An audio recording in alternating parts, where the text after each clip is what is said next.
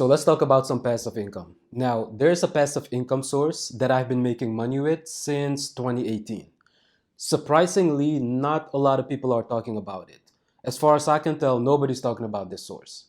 So before I reveal it though, let's talk a little bit more about passive income because I do think that there are some misconceptions when it comes to passive income. Everybody wants to live that lifestyle, right? You're sitting on the beach, you're drinking your pina coladas, and you're making money while you're not working. Now, it's possible to do that, but it does take some time and effort to get up to that point. And then even if you hit that milestone of not having to work to make money, will that be an enjoyable lifestyle? Because you might do that for maybe, let's say, a month, 2 months, 3 months, but it's going to get boring. All that sitting by the beach, traveling everywhere, not doing anything, waking up whenever you want to wake up, that's going to get boring fast. So even if you hit your income goals, you still want to motivate yourself by setting new goals for yourself. The hardest thing to do is to make money online consistently. So the best goal to have starting out is to just have some type of income source, whether it might be dividend income, books, YouTube, whatever it is. Try to get at least $1 a day in passive income. Once you can get $1 a day in passive income consistently, you have a system in place where you can know that, okay, I know what I had to do to make that dollar. What can I do to scale it to $10, $100, 1,000, etc.? That's the way I look at passive income. Another thing when it comes to passive income is that my passive income needs to be consistent because I've had passive income sources. But for example, in the past, I created websites and my website started generating income through Google AdSense. But after a while, the income died down. So whenever I set up a passive income source, it also needs to be consistent. Now, another thing that I pay attention to when it comes to passive income is that I always like to have a passive income source that is somewhat hands off. So I do the hard work up front. So I create value, I create assets for the customer, or I create a service for the customer. Once the hard work is done, you just live off the dividends from your passive income for the rest of the year and years to come. Now, that's extremely important because you will notice that with some sources, you might set them up, but you have to do some additional work. You might have to outsource some work. You might have to build more content, create more content. But I like the passive income sources that once it's built, it kind of takes a life of its own and the money stays consistent or it's able to grow over time. So now let's talk about the passive income source that I mentioned in the beginning of the video. So drum roll, that passive income source is the Google Play Store. Now, not a lot of people are talking about it, as I mentioned before. With the Google Play Store, there are different ways to make money. So even if you have an app on iPhone or Android and you publish that on the Google Play Store, that's a good way of making money on the Google Play Store. Now, my income source is coming from ebooks and also audiobooks. So the one that I want to talk about today is specifically focused on the ebooks. I got accepted into the Google Play Store back in 2018, and ever since I got accepted, I think in June of 2018, I started making money with the Google Play Store, selling my ebooks. Now, in the beginning, I was making a little bit of money, but staying consistent with it, like I mentioned earlier, you set up the system and it starts to generate income consistently, and over time, it also grows. So with the Google Play Store, I know most people talk about, when it comes to ebooks, they talk about KDP or even Barnes and Nobles or some of the smaller other bookstores that you have. But the Google Play Store is one that always gets neglected. Now, the way to make money on the Google Play Store with ebooks is actually extremely easy. And I'm going to give you guys, I'm going to reveal this information. You don't even have to pay me for it. Normally, you would have to pay for information like this. You might have to join like a membership website, but I'm going to give it to you guys away for free. So the way that I've done it, and it's a real easy system. So of course, on the Google Play Store, you want to have a book that you've written. Now, you can write the book yourself or you can outsource it. And it's better to focus on topics that can generate a lot of volume. So anything in the personal finance space or even in self-development, those topics always generate a lot of volume when it comes to book sales. Now, when it comes to ghostwriting your books, I do not recommend a company like Fiverr.com. Because yes, you can go to Fiverr and there are probably some good ghostwriters on there, but there's so much crap on Fiverr that you're gonna have to shift through all those, which is not even worth it. Because pretty much you're gonna go to Fiverr, you're gonna find a ghostwriter, and he's pretty much gonna plagiarize your content for you. So he's gonna find information on the internet, patch it up as a book, and then send it over to you by completing the project. And you're gonna be thinking like, awesome, it took a couple of days for my book to be written and it's done now. Now I can upload it to the Google Play Store. You go ahead and you upload it, and your account is probably gonna get banned for plagiarism. So I don't recommend Fiverr.com. Now, if there are two sites that I can recommend for the outsourcing of your book creation, so getting a good ghostwriter, two of them are going to be the Writing Summit and the Urban Writers. So the cool thing about those two companies is that you can pay for the quality that you want. So, and it's a pay, there's different tiers, and depending on how much you want to pay per word, you get a better quality.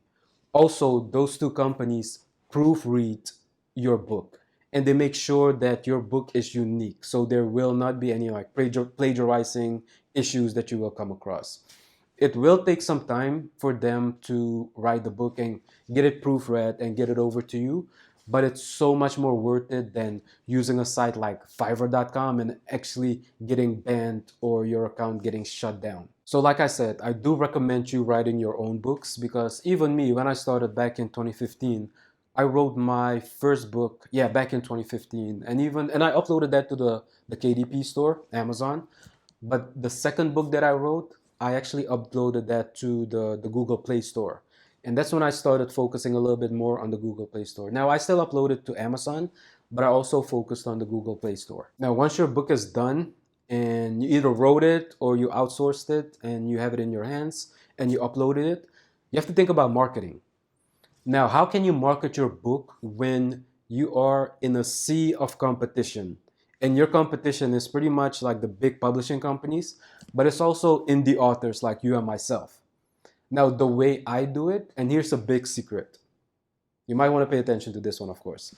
The big secret, the way I do it, is I give away my book for free for the first 30 days. The reason why I do that, and I know in KDP, Amazon, you can give your book away for free periodically, like 3 days at a time. Now, when you go to the Play Store, there is no limitation on how long your book can be given out for free. So I usually give it 4 weeks or about a month where my book is free on the system, on the platform, Google Play Store. Now, the reason why I do that is because I want my book to have as much visibility as possible. So when I give it away for free for 30 days, the Google Play Store system, the algorithm, actually promotes my books to the visitors of the Google Play Store. So it's a free book. Everybody that goes to the website and enjoys reading books sees my topic, sees my book, and of course they download it because it's free. Now, do they read it? They might not. They might read it, but just getting the downloads, that's already giving you a positive impact in the system, because the system is looking at sales and they're noticing, okay, all these other books are only getting a trickle of sales, but this new book, it just spiked in the amounts of downloads and sales it's getting. Another benefit of giving your book away for free is you're going to be starting to rack up reviews, which is highly important when it comes to any of these platforms that sell books, apps, etc., etc. So the combination of getting a lot of downloads and my reviews picking up, that propels me into the top section of the books that are selling well. Now, after about a month, I still pay attention to how many books I'm selling, because not every book is going to be a hit. And specific topics are always going to get more downloads than like minuscule or obscure topics. Now, once I have my book for free for about a month, I pay attention to how many downloads I'm getting. Is it trending up? Is it trending down? Or am I only getting a trickle of downloads? If I am getting a trickle of downloads, I go ahead and I look at my title. The title of your book is extremely important. If you are in the digital marketing world, you might know about SEO, search engine optimization, which is pretty much you're optimizing your HTML page or your PHP page, ASP, whatever. You're optimizing your titles, your headlines, your text in order to rank highly in the search engine. So Google search, Bing, whatever, Yahoo, etc. I take that same approach when it comes to books. So the title of my book is extremely important. And I use that title of my book to see how other competitors are ranking. And I might make some tweaks to the title of my book in order to rank for additional keywords. So I might have my main title and then my subtitle that I also use to rank for additional keywords. So once I've done that for about a month and I pay attention to how my free sales are looking, I flip the switch and I turn it from a free product into a paid product. Once I turn it into a paid product, of course, your sales, your free sales, are gonna drop tremendously. So if you're getting 100 downloads a day or even more, 1,000 downloads a day, it's probably gonna trickle to maybe like 10, 20, maybe even 50 downloads a day. So you still have to monitor it, but don't think that when you're getting a lot of downloads, when your book is free, given out for free, that it's still gonna maintain that same amount of volume when you turn it into a paid book. The next thing that I pay attention to is the pricing. So we had a free book, we turned it into a paid book, but you need to know what the correct pricing is. And I look at pricing a little bit different than what the average bookseller would do. So for example, if there's two customers and customer A sees more value in my book than customer B, that's fine for me. So let's say customer A comes to the store, the Google Play Store, and they want to buy my book for, let's say, $5. Perfect. Give it to them for $5. Now, if customer B comes to the Play Store and she sees my book and she wants to pay, let's say, $50 for it because the value that she sees or the value that she thinks my book is worth is $50, I would sell it for $50.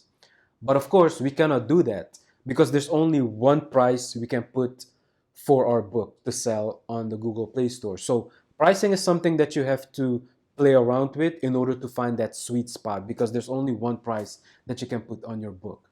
Now, the next thing that I always focus on also is that once I have a couple of books published, let's say you have 10 books published. Out of those 10, maybe 2 or 3 will get consistent sales. The other 7 will get like a trickle of sales coming through. Another secret. The next thing you want to do is you want to take those 3 best-selling books or those 3 books that are selling well, and you want to translate those books into different languages. That's a big secret that I've been using that you guys can check out also. Take your best-selling books, translate them into Spanish, Portuguese. Start with those 2. Just having your book in Spanish will get you some additional sales, consistent sales in the Play Store, which is awesome because once you have your books that are selling and they're making you consistent amount of money, there might be some ebbs and flows because if it's a holiday, let's say it's 4th of July or Independence Day, or if it might be Christmas, your book sales might dip down. But if you have your books in a different language like Spanish, they might have a different holiday schedule. So when it's the 4th of July, your book sales in the US might dip. But your books in the Spanish speaking languages, they might stay steady or they might even go up. For some reason, sometimes it just fluctuates like that. So having your books translated into different languages, that's another secret that a lot of people don't know about. Now, the last secret sauce that I use is audiobooks. So you want to take your best-selling books, and this might take a month or a couple of months actually, to see which books are actually selling consistently. You want to take those books and turn them into audiobooks and then publish them on the Play Store. Now, you won't be able to publish audiobooks on the Play Store yourself.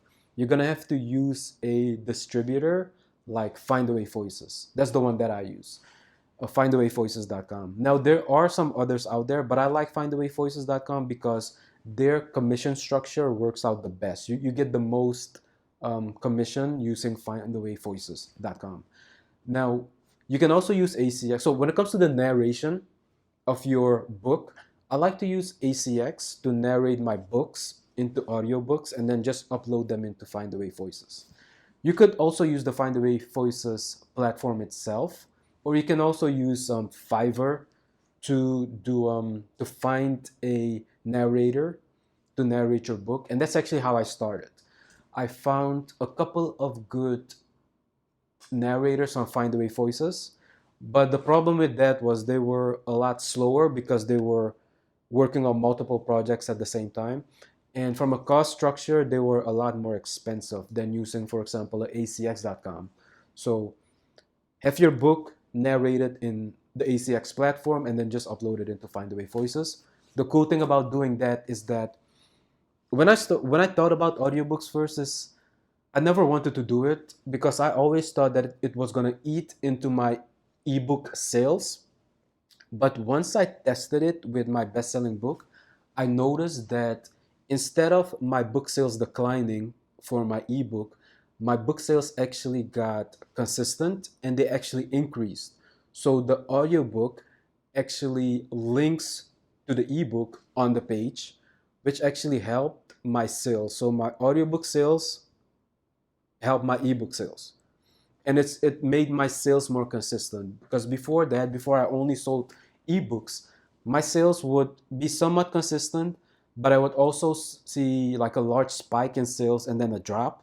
But once I started producing audiobooks or having them uploaded into Google Play Store, I noticed that my sales became a lot more consistent. And like I said, one of the things that I look at is consistency when it comes to a passive income source. So yeah, let me know what you guys think of this passive income source for the day, the Google Play Store, which to me surprisingly, like not a lot of people are talking about, which like I don't see anybody talking about this one. And it's been one that, like I said, I've been making money with it since 2018. I got accepted in June of 2018. I did that same strategy of giving away my books for free for a month and then flipping the switch, turning it into a paid book. And ever since then, I've been making consistent sales. My sales have been increasing. Sometimes it goes up, sometimes it dips, but it has been consistent, especially when I started introducing audiobooks into this whole Google Play Store equation. So yeah, let me know what you guys think. If you have any questions or comments, leave them in the comment section. I will answer your questions on the Google Play Store. And like, subscribe, and talk to you guys in the next one.